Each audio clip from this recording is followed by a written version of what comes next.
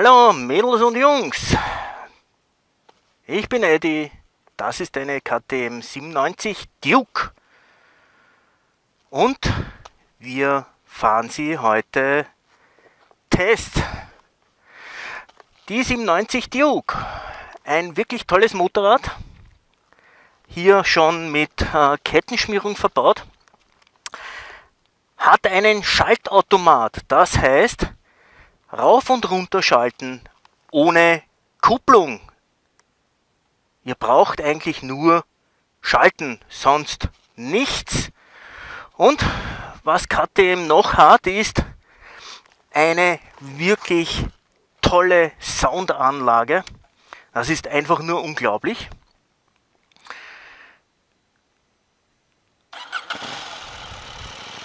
Ich habe jetzt nicht Gas gegeben, aber es ist unglaublich, was für einen geilen Klang dieses Motorrad hat. Unglaublich. Ja, und diese Testfahrt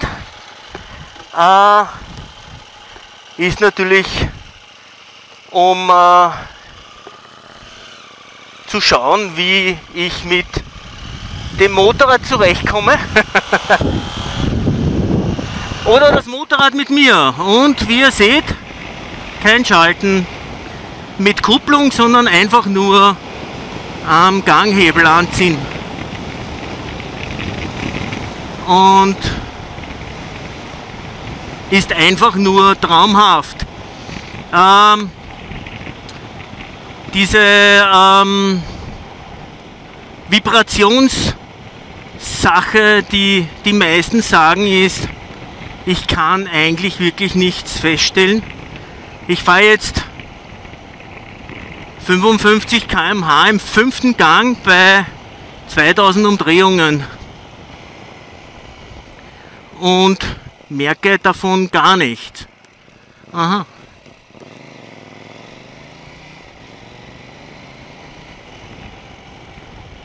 Und hier wird gebaut. Nicht unbedingt die ideale Strecke. Bremsen sind sehr giftig. Der Druckpunkt lässt sich auch ganz gut finden.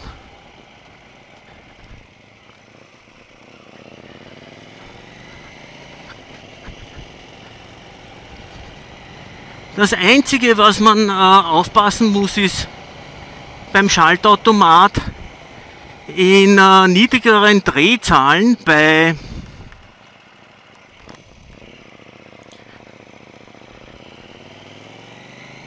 wenig Schub oder Zug merkt man das Schalten sehr stark und natürlich auch vom ersten auf den zweiten Gang. Aber ansonsten wirklich hervorragend.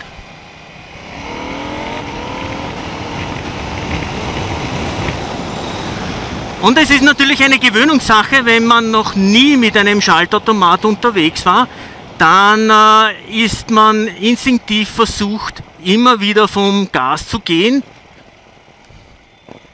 das man eigentlich gar nicht machen muss.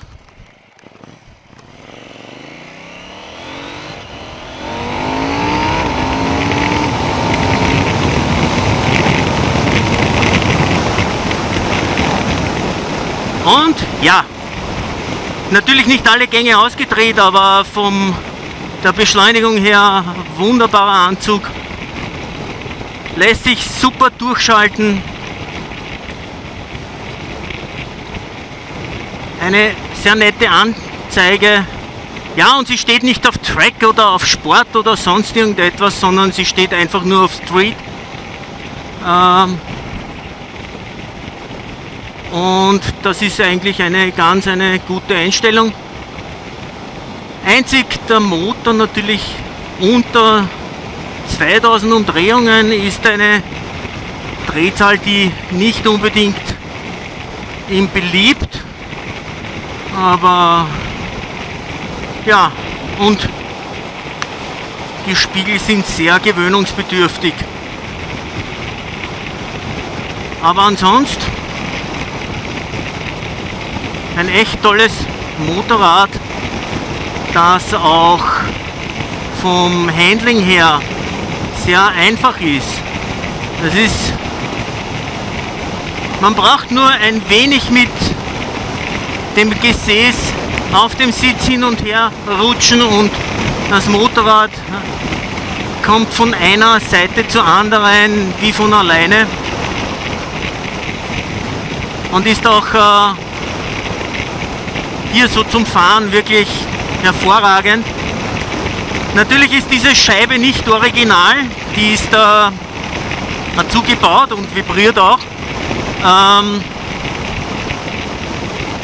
Aber so wird ein wenig Winddruck weggenommen, wobei diese Scheibe gefällt mir halt persönlich nicht. Das ist Geschmackssache. Die Spiegeln selbst gehören eigentlich normalerweise etwas umgestellt, damit man etwas mehr nach hinten sieht.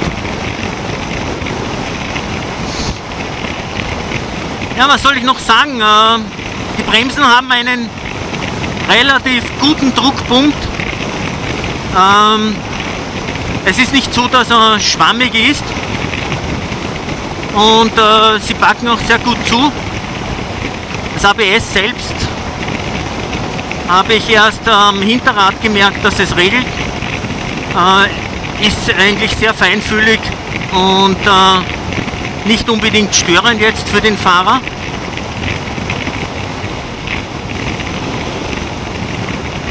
Und ja, von der Motorleistung gibt es hier eigentlich gar nichts zu sagen. Vom Klang her ist sie der Hammer schlechthin.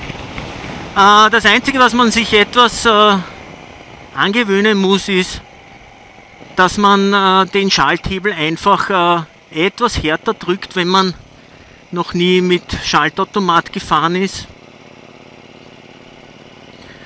Das ist der einzige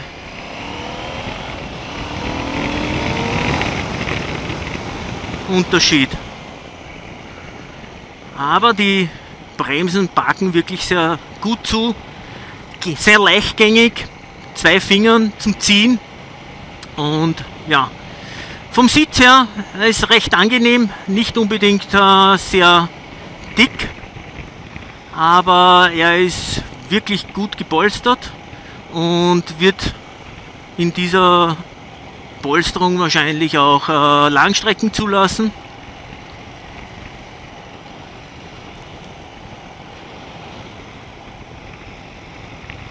Das Motorrad ist auch sehr leicht. Es kommt einem vor, als wenn man auf einem kleineren Motorrad sitzen würde, auf einer mit 390er Duke vielleicht oder so. Also man hat gar nicht den Eindruck, dass es ein 800 Kubik Motorrad.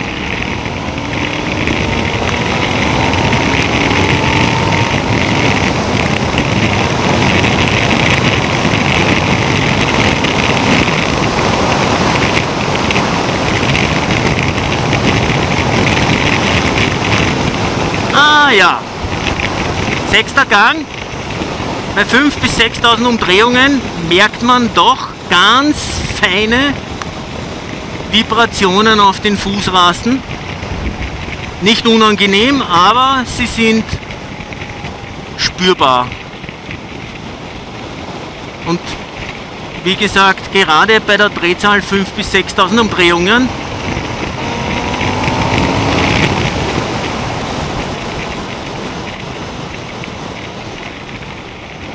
und wie ihr seht, hervorragender Antritt. Natürlich wollte ich ausprobieren, was ist, wenn ich unter Volllast noch einmal zurückschalte. Das funktioniert hervorragend. Das Motorrad hat sofort reagiert und der Schaltautomat hat lässt sich eigentlich wirklich toll schalten. Also es gibt da keine Probleme. Vom ersten auf den zweiten muss man einfach etwas schneller und fester anziehen, und damit der Schaltautomat Es geht nicht um einen Schaltautomat, dass er Zeit hat zum Reagieren, sondern diesen weiteren Weg zwischen ersten und zweiten Gang mit neutral zu überbrücken.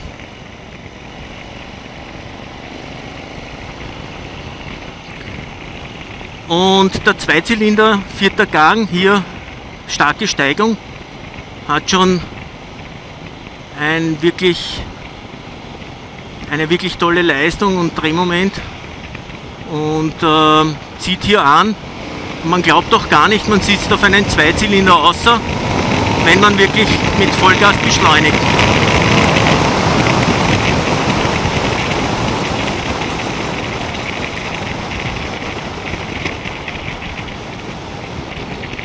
Wow, ich kann echt nur sagen, dieses Motorrad ist der Wahnsinn. Und ja, wie ich erwartet habe, funktioniert der Schaltautomat toll. Es hat natürlich bei einigen das Problem gegeben, dass es beim Runterschalten oft sehr hackelt, also hackelig ist oder überhaupt sehr schwergängig das Ganze. Hier hat man das überhaupt nicht. Denn offenbar dürfte die Elektronik etwas Zwischengas geben, wenn man vom Gas geht. Und man muss schon sagen, das geht hervorragend. Beim Raufschalten, die Leistungsunterbrechung ist traumhaft. Und jetzt rennen.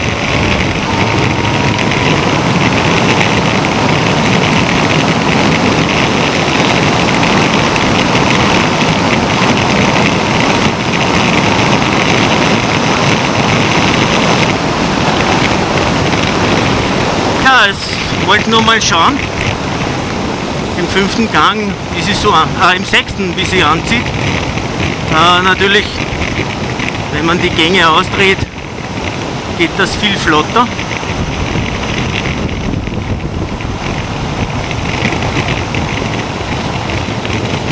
Das ist wirklich etwas,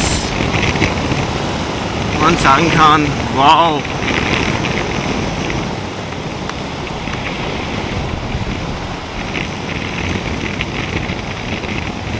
Und Bummeltempo ist überhaupt kein Problem, auch für eine 97er Duke. So, jetzt schauen wir mal.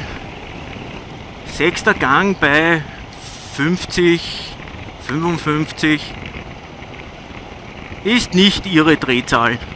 Also 2000 Umdrehungen, würde ich sagen, sind fast das Minimum, was sie braucht. Sie läuft zwar, aber man merkt, es ist nicht ihre Drehzahl. Es ist etwas unrund und im 5. Gang ist es schon ein viel sauberer Motoranlauf. Ja, genau. Und wie ihr gemerkt habt, es war gerade Zwischengas. Und ja, ich muss mich erst an die Kupplung gewöhnen und hatte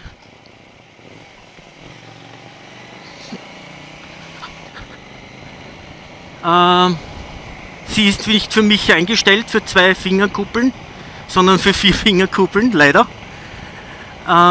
Deswegen, wenn ich sie mit 2 Fingern ziehe, kuppelt sie nicht ganz aus.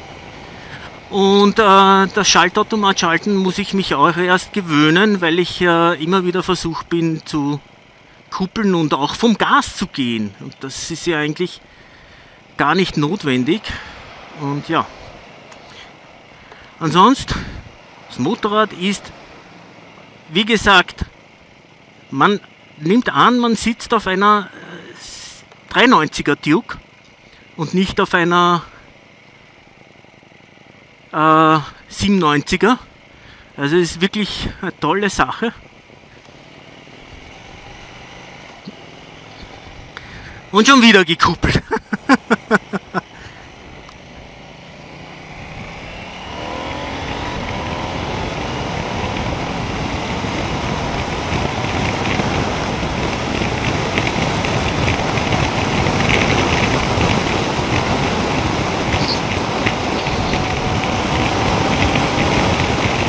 Aber sie hat auch noch bis im 6. Gang.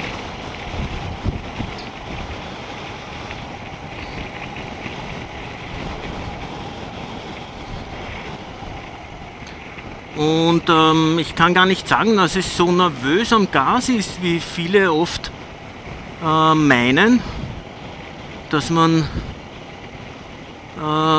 wenn man etwas Gas gibt, sofort die Reaktion merkt. Ich finde nicht, dass sie so nervös ist auf den Gasgriff, aber sie halt relativ spontan reagiert. Das ist KTM-like. Das muss man auch natürlich damit rechnen, wenn man sich auf eine KTM setzt.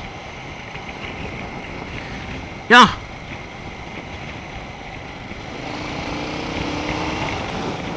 Vierter Gang.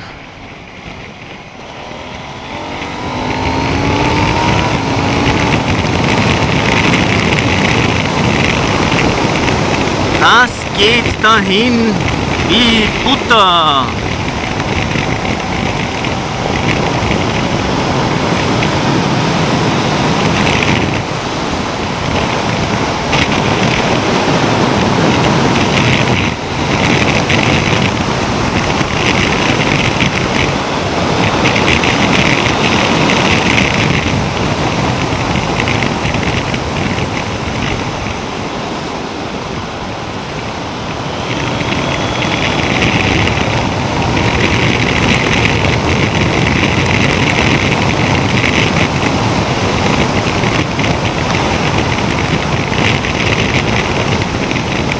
Und ja,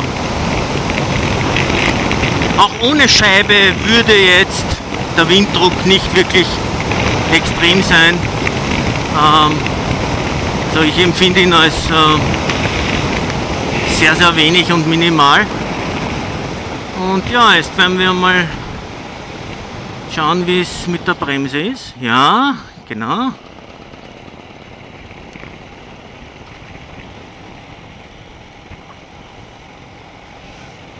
Also wirklich toll, und die Bremsen packen wirklich sehr gut zu. Ich habe auch die hintere schon ausprobiert, obwohl die auf dem Motorrad irgendwie entbehrlich ist.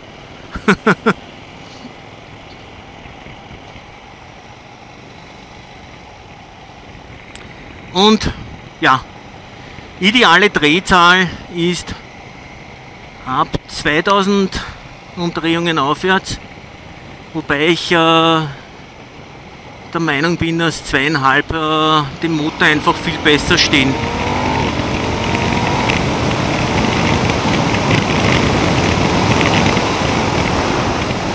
Und es zieht an und schiebt nach vorne. Man braucht gar keine hohen Drehzahlen. Wirklich, ich kann nur sagen, ein wirklich phänomenal gutes Motorrad ist KTM gelungen. Und ja, natürlich,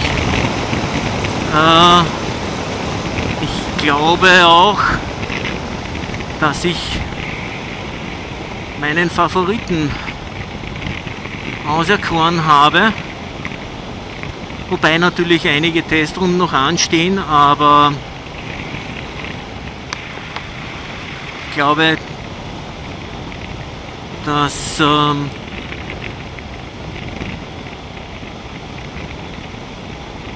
hier KTM einfach ein Motorrad geschaffen hat, das gegenüber andere eine Macht ist.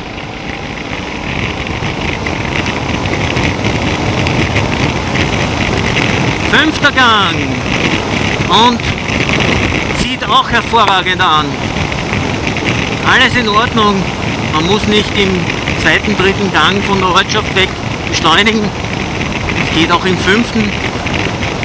Und ja, im Endeffekt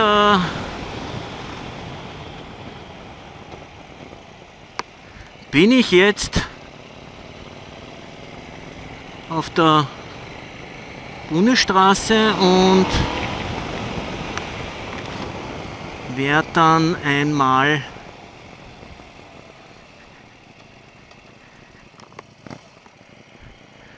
probieren, auch wie es zweiter Gang.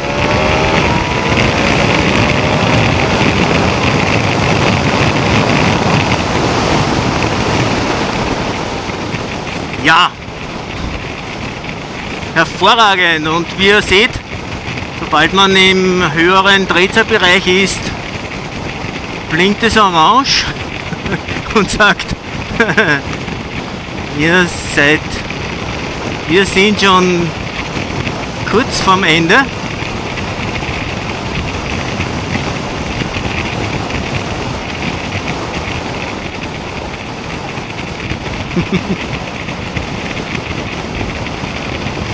Ja, im Endeffekt ein Motorrad, das einen das Grinsen im Gesicht einfach nur aufzeichnet und es verschwindet nicht mehr.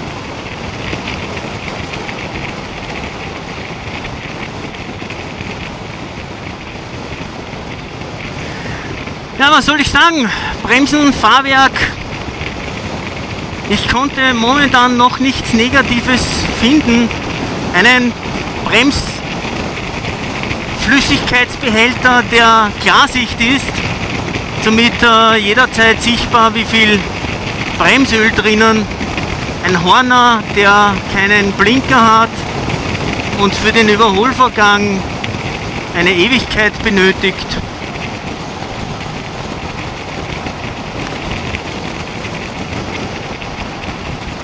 Aber so ist das.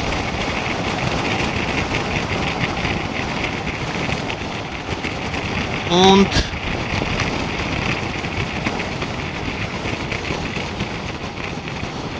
ja, ein Motorrad, wo ich einfach nur sagen kann, Kaufempfehlung, yep, absolut.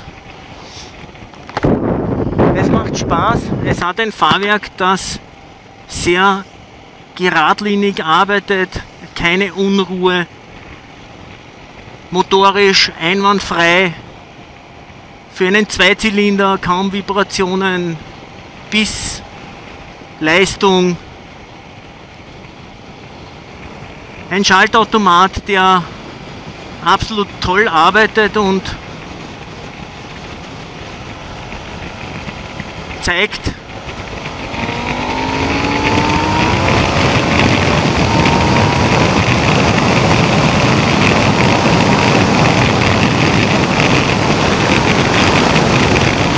und natürlich beim Fahren einfach nur Spaß und Freude und Gusto auf mehr macht. Das ist Motorradfahren. Hier macht Motorradfahren einfach nur Spaß. Und ja, KTM alles richtig gemacht. Bremsen top. Guter Druckpunkt. Sehr griffig, bissig, leichtgängig. Vorderradbremse, 2 Finger und ist erledigt. Und man kann mit 2 Fingern wirklich Notbremsungen machen, dass das ABS auslöst. Schaltung nicht hakelig, Schaltautomat funktioniert einwandfrei. Motor für einen Zweizylinder sehr gut, mit wenig Vibrationen und absolut top. Und ja,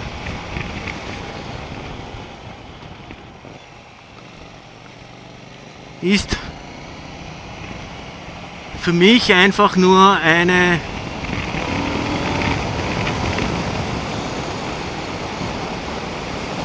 Proberunde, die von Spaß nur Spaß ist. Ja, und wie ihr gesehen habt, hier Schmutz und so weiter. Also Fahrwerk ist wirklich gut. Man merkt auch keine Unebenheiten, kein Schwingen, kein Pendeln, auch bei Schlaglöcher oder Bodenwellen. Es wird einfach weggebügelt, wobei es nicht wirklich sehr weich gefedert ist, das Motorrad, sondern einfach nur das Fahrwerk, das mit den Federelementen sehr gut verarbeiten kann.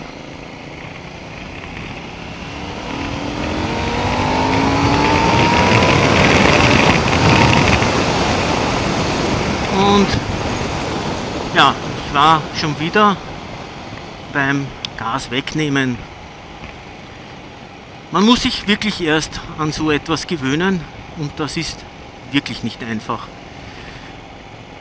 Ja Leute, im Prinzip war's das. Das ist mein Fahrtbericht, meine Testrunde mit der 97er Duke. Und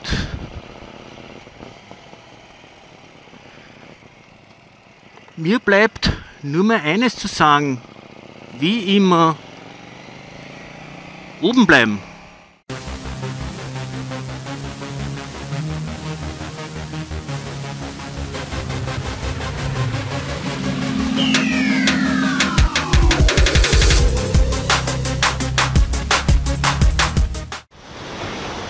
So Leute, das war die Testrunde auf der 97er Duke und für alle, die vielleicht der Meinung sind, sie geht nicht so optimal, das war nicht die 105 PS Version, wie ich soeben erst erfahren habe, sondern das ist die 95 PS Version, weil die für der Besitzer hat mir gesagt, das ist für die L2-Version oder A2-Version für seine Frau oder seinen Sohn.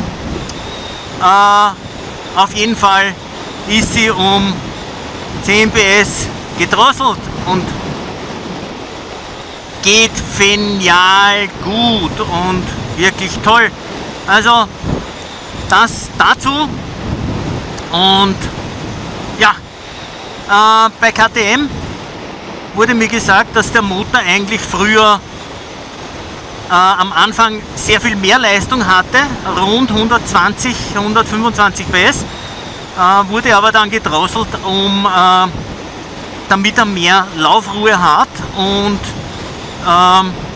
auch von der Gasannahme um einiges besser ist. Das war die Testrunde mit der KTM 97 Duke, die einfach nur genial war und mir von Anfang bis Ende wirklich ein Grinsen unter dem Helm beschert hat. Sei es jetzt von der tollen Motorleistung, den wirklich guten Bremsen oder aber auch der Laufruhe und dem wirklich bequemen Sitz, obwohl er nicht wirklich dick gepolstert war. Und in diesem Sinne, obwohl ich schon